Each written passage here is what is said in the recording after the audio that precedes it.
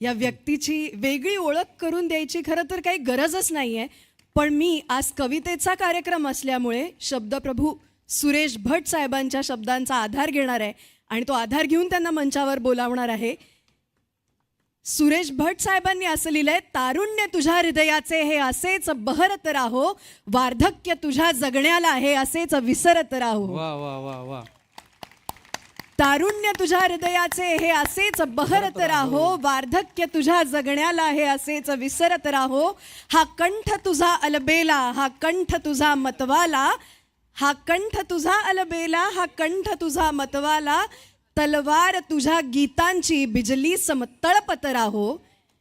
आणि तू खळखळत्या मद्याचा खळखळता अक्षय प्याला, तू खळखळत्या मद्याचा खळखळता अक्षय प्याला, एक एक घोट सुकलेल्या शब्दांना फुलवित राहो.